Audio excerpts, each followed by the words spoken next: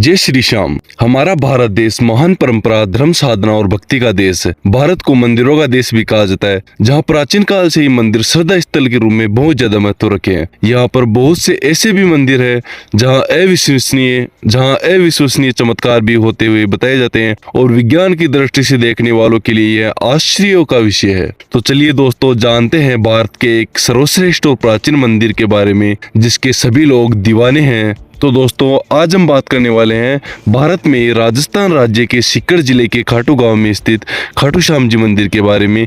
ये मंदिर पूरे विश्व में विख्यात है। तो दोस्तों, वीडियो स्टार्ट करने से पहले 2 लाइन श्री श्याम के नाम। न जाने कैसा जादू है श्याम बाबा तेरे दरबार में, हमेशा कुछ बिखरा सा जाता हूँ और जैसे ही बाबा आपसे नजरें जो मिलाता हूँ वहाँ से बाहर बस निखर के आता हूँ। जय श्री श्याम। वर्तमान में श्याम मंदिर के दर्शन करने के लिए लोग विदेशों से आते हैं। जो लोग सच्चे मन से बाबा के दर्शन करने आते हैं उन सभी की मनोकामनाएं भी पूरी होती है। तो एक बार खाटू नगरी में जरूर पधारें। और कौन कौन श्याम मंदिर गए हुए हैं कमेंट करके जरूर बताएं। हमें पता है कि आप में से बहुत सारे लोगों ने इसके बारे में सुना होगा, पर हम इस मंदिर की पूरी कहानी आपको बताने वाले हैं जो शायद आप लोग भी नहीं जानते हैं। इस मंदिर को लेकर लोगों के बहुत सारे सवाल है। खाटू श्याम जी मंदिर का निर्माण कब और किसने करवाया था? कौन है खाटू श्याम जी? क्या है खाटू श्याम जी मंदिर का इतिहास? क्यों होती है इस मंदिर में सिर्फ शीश की पूजा? खाटू श्याम जी को किसी अन्य नाम से भी जानते हैं क्या? खाटू गांव, जहां पर बाबा श्याम का विश्वविख्यात मंदिर है, यह मंदिर करीब 1000 साल पुराना है। मूल मंदिर 1027 ईस्वी में रूप सिंह चौहान और उनकी पत्नी नर्मदा कंवर द्वारा बनाया गया था, जिसका 1720 ईस्वी में अभय सिंह जी द्वारा पुनर्निर्माण करवाया गया था। इस मंदिर में भीम के पोते और घटोत्कच के तीनों पुत्रों में से ज्येष्ठ पुत्र बर्बरीक के शीश की पूजा की जाती है, जबकि बर्बरीक के शरीर की पूजा हरियाणा के हिसार जिले के एक छोटे से गाँव शाडवा में होती है। खाटू श्याम जी का इतिहास क्या है? श्री श्याम बाबा की अपूर्व कहानी मध्यकालीन भारत से आरंभ होती है।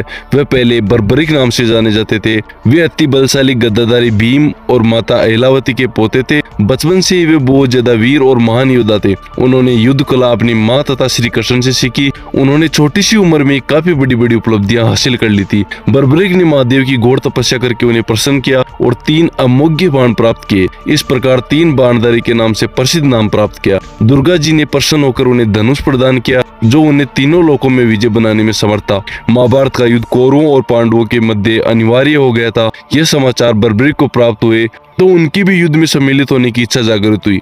जब वे अपनी माँ से आशीर्वाद लेने पहुंचे तब उनकी माँ ने कहा कि बेटा आप किसकी पक्ष से लड़ोगे? तब उन्होंने अपनी माँ से कहा कि माँ, जो पक्ष हारेगा मैं उसी की तरफ से लड़ूंगा। वे अपने नीले रंग के घोड़े पर सवार होकर 3 बाण और धनुष के साथ कुरुक्षेत्र की रणभूमि की ओर चल पड़े। सर्वव्यापी श्री कृष्ण ने ब्राह्मण वेश धारण कर बर्बरीक का भेष जाने के लिए उन्हें रोका और उनकी बातों को सुनकर उनकी हंसी उड़ाई। हे बालक, ये क्रीड़ा भूमि नहीं युद्ध भूमि है। तीनों बाणों में युद्ध तो क्या, सैनिक भी नहीं मरेंगे। बर्बरीक बोले कि हे ब्राह्मण देव, ये बाण कोई साधारण बाण नहीं है। मेरे आराध्य भगवान शिव ने मुझे ये 3 अचूक बाण दिए हैं और इनसे मैं युद्ध को एक पल में समाप्त कर दूंगा। उन्होंने कहा, एक बाण शत्रु सेना को परास्त करने के लिए पर्याप्त है और ऐसा करने के बाद बाण वापस तुणीर में आ जाता है। यदि तीनों बाणों को प्रयोग में लिया गया तो पूरे ब्रह्मांड का विनाश हो जाएगा। यह जानकर भगवान श्री कृष्ण ने उन्हें चुनौती दी कि इस वृक्ष के सभी पत्तों को भेद कर दिखाओ, फिर मैं मानूंगा कि आपके तीनों बाणों में इतनी ताकत है। वो दोनों पीपल के वृक्ष के नीचे खड़े थे। बर्बरीक ने चुनौती स्वीकार की और अपने तुणीर से एक बाण निकाला और ईश्वर का स्मरण कर बाण पेड़ के पत्तों की ओर चलाया। बाण ने क्षण भर में ही पेड़ के सभी पत्तों को भेद दिया और श्री कृष्ण के पैर के इर्द गिर्द चक्कर लगाने लगा, क्योंकि एक पत्ता उन्होंने अपने पैर के नीचे छुपा लिया था। बर्बरीक ने कहा कि आप अपने पैर को हटा लीजिए, अन्यथा ये बाण आपके पैर को भी भेद देगा। तत्पश्चात श्री कृष्ण ने बालक बर्बरीक से पूछा कि वह युद्ध में किस ओर से सम्मिलित होगा। बर्बरीक ने अपनी माँ को दिए गए वचन को दोहराया और कहा, युद्ध में जो पक्ष निर्बल और हार होगा मैं उसी का साथ दूंगा। श्री कृष्ण जानते थे कि युद्ध में हार तो कौरवों की निश्चित है। इस कारण अगर बर्बरीक ने उनका साथ दिया तो परिणाम गलत पक्ष में चला जाएगा और असत्य की जीत हो जाएगी। अतः ब्राह्मण स्वरूपी श्री कृष्ण ने वीर बर्बरीक से दान की अभिलाषा व्यक्त की कि हे वत्स, आप इतने बलशाली हो, आपके पास इतनी अद्भुत शक्तियां हैं, तो कृपया आप मुझे भी एक वचन जरूर दे ताकि मेरी इच्छाएं पूरी हो जाए। बर्बरीक ने उन्हें वचन दिया और दान मांगने को कहा। ब्राह्मण स्वरूपी श्री कृष्ण ने उनका शीश ही दान में मांग लिया।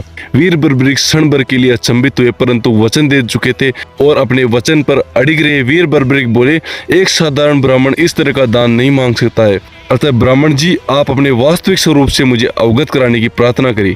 ब्राह्मण स्वरूपी श्री कृष्ण ने अपने वास्तविक रूप में आ गए और श्री कृष्ण ने बर्बरी को शीश दान मांगने का कारण समझाया कि अगर युद्ध आरंभ होने से पूर्व युद्ध भूमि पूजन के लिए तीनों लोकों में सर्वश्रेष्ठ क्षत्रिय के शीश की आहुति देनी होती है, इसलिए ऐसा करने के लिए वे विवश थे। बर्बरिक ने उनसे प्रार्थना की कि वे अंत तक युद्ध देखना चाहते हैं और अपना शीश काटकर श्री कृष्ण को सौंप दिया और श्री कृष्ण ने उनकी यह प्रार्थना स्वीकार कर ली और श्री कृष्ण इस बलिदान से प्रसन्न होकर बर्बरिक को युद्ध में सर्वश्रेष्ठ वीर की उपाधि से अलंकृत किया। उनके शीश को युद्ध भूमि के समीप एक पहाड़ी पर सुशोभित किया गया जहाँ से बर्बरिक संपूर्ण युद्ध का जायजा ले सकते थे। फाल्गुन माह की द्वादशी को उन्होंने अपने शीश का दान दिया था, इस प्रकार वे शीश के दानी भी कहलाए। महाभारत युद्ध की समाप्ति पर पांडवों में ही आपसी विवाद होने लगा कि युद्ध में विजय का श्रेय किसको जाता है। श्री कृष्ण ने उनसे कहा, बर्बरिक का शीश संपूर्ण युद्ध का साक्षी है, तो उनसे बेहतर निर्णायक भला कौन हो सकता है। सब इस बात से सहमत हो गए और पहाड़ी की ओर चल पड़े।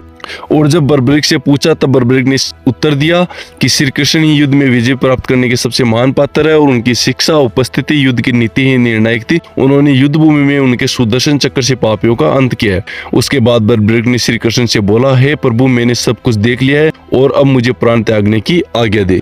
बर्बरिक के इस निस्वार्थ बलिदान को देखकर श्री कृष्ण बोले कि बर्बरिक, तुम अकेले हो जो इस पूर्ण सत्य को जानते हो, जिसने संपूर्ण युद्ध भी देखा है। तुम्हें युगों युगों तक सत्य का स्वरूप बन के जीवित रहना होगा। अब तुम न ही बर्बरिक हो न ही असुर हो, तुम्हें हर किसी में श्याम दिखता है, तुम श्याम ही हो। आने वाले अनंत समय के लिए यह संसार तुम्हें खाटू श्याम के नाम से जानेगा और तुम मेरे प्रतिरूप बन के पूजोगे। जो तुम्हारी आराधना करेगा मतलब मेरी आराधना मानी जाएगी, तुम्हारी पूजा अर्थात मेरी पूजा। साथ ही मेरी सभी 16 कलाएं तुम्हारे शीश में समाहित होगी। तुम्हारी पूजा मेरे नाम श्याम से की जाएगी, तुम मेरे ही प्रतिरूप बन के पूजोगे। उनका शीश खाटू नगर में रखा गया, इसलिए उन्हें खाटू श्याम बाबा कहा जाता है। यह दावा किया जाता है कि एक गाय उस स्थान पर आकर रोज अपने स्तनों से दुग्ध की धारा स्वतः ही बहा रही थी।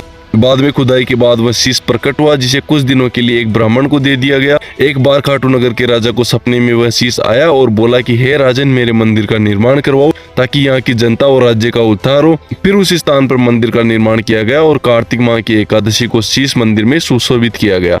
खाटू श्याम जी आज भी वर्तमान समय में कई परिवारों के कुल देवता है। श्याम जी के कुछ प्रसिद्ध नाम। श्री खाटू श्याम जी का बाल्यकाल में नाम बर्बरिक था। उनकी माता, गुरुजन एवं रिश्तेदार उन्हें बर्बरिक नाम से ही जानते थे। श्याम नाम उन्हें कृष्ण जी ने दिया। इनका यह नाम इनके गुंगरालू बालों के कारण भी पड़ा।